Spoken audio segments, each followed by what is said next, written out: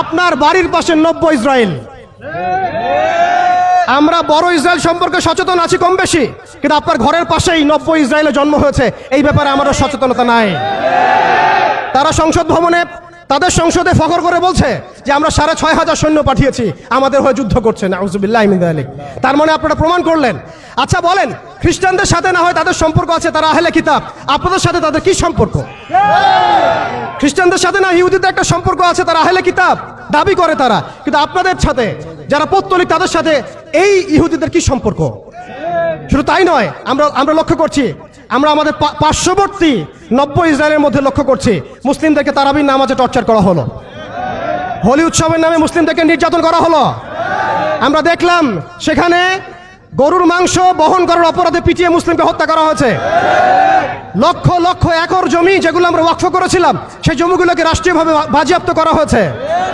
আমি যদি একটা জমি মাদ্রাসায় দান করি, আপনার কোন এখতিয়ার আছে সেটাকে আপনি রাষ্ট্রীয় বাজেয়াপ্ত করতে পারেন? এখানে মানবতা কোথায়? এখানে গণতন্ত্র কোথায়? এখানে এই ইউনাইটেড নেশনস কোথায়? ইউরোপিয়ান ইউনিয়নগুলো কোথায়?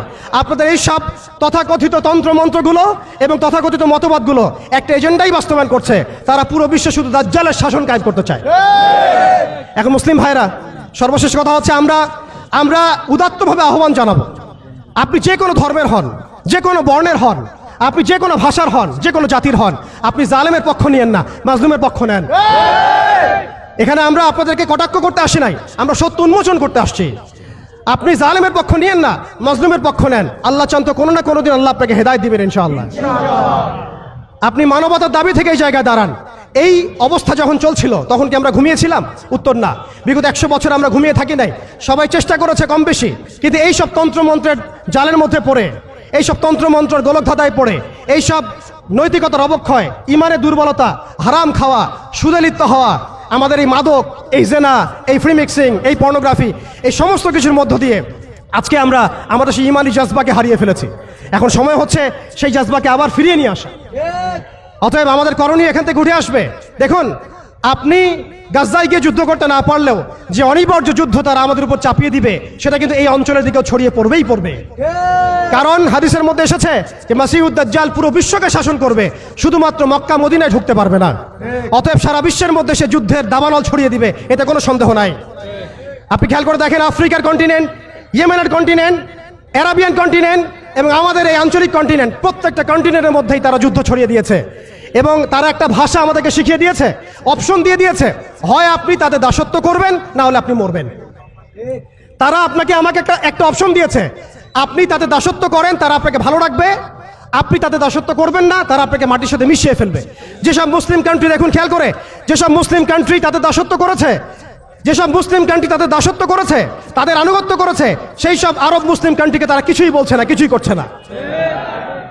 তাদের কাছে তেল আছে, সেই তেল তারা দিচ্ছে, তাদের কাছে অর্থনৈতিক সাপোর্ট আছে, এটা তারা দিচ্ছে। তাদের জমি ব্যবহার করে সেখানে বোম্বিং করা হয়েছে। আমরা দেখেছি কিভাবে পাকিস্তানের জমি ব্যবহার করে আফগানিস্তানে বোম্বিং করা হয়েছে। আমরা দেখেছিলাম ইরাক ইরান যুদ্ধ লাগিয়ে সেখানে বোম্বিং করা হয়েছিল। আমরা লিবিয়া, সোমালিয়া, মালি, এই তারপরে আপনার ইয়েমেন, জর্ডান, লেবানন, প্রত্যেকটা জায়গার মিসাল দিতে পারি যেখানে মুসলিম ভূমিগুলোকে ব্যবহার করে তারা মুসলিমদের উপর বোম্বিং করেছে আর মুনাফিকদেরকে তাদের সহযোগী হিসেবে রেখেছে। অতএব তাদের অপশন হচ্ছে, হয় আপনি তাদের দাসত্ব করবেন, না হলে মরবেন। যারা দাসত্ব করেছে তারা সুখে আছে, তাদের কোনো সমস্যা নাই। ইভেন গাজ্জাবাসীর কান্না ওদের কানে পৌঁছায় না, এই বাচ্চাদের মগজের খুলি তাদের কাছে, তাদের চোখে ভাসে না, এই বোনদের ধর্ষণের চিৎকার তাদের কাছে যায় না, এই শিশুদের হাহাকার তাদের কাছে যায় না, এক ফোঁটা পানির জন্য তারা কাঁদছে, এই কান্না তাদের কাছে যায় না। তাদের এই হৃদয় নেফাক দিয়ে এমনভাবে পরিপূর্ণ হয়ে গেছে, তাদের কাছে এই মানবতাহীনতার এই কাজগুলো, দৃষ্টান্তগুলো ওদের কলবের মধ্যে কোনোই দাগ কাটছে না। প্রিয় ভাইরা, এটা কেন হয়েছে? তাদের নেফাকির কারণে। অতএব আপনি যদি দাসত্ব করেন, নেফাকিতে চলে যান, আপনারও কোনো সমস্যা হবে না। কিন্তু আমি অনেস্টলি প্রশ্ন করতে চাই, আপনার মধ্যে কি আল্লাহর ভয় নাই? আপনার আমার মধ্যে কি কাল কিয়ামতের মাঠে জবাবদিহিতার ভয় নাই? আপনি আমি কি লা ইলাহা ইল্লাল্লাহ বিশ্বাস করি না? আপনি আমি কি মুহাম্মদুর রাসূলুল্লাহ বিশ্বাস করি না? আপনি আমি কি মুহাম্মদ রাসূলুল্লাহর উম্মত নই?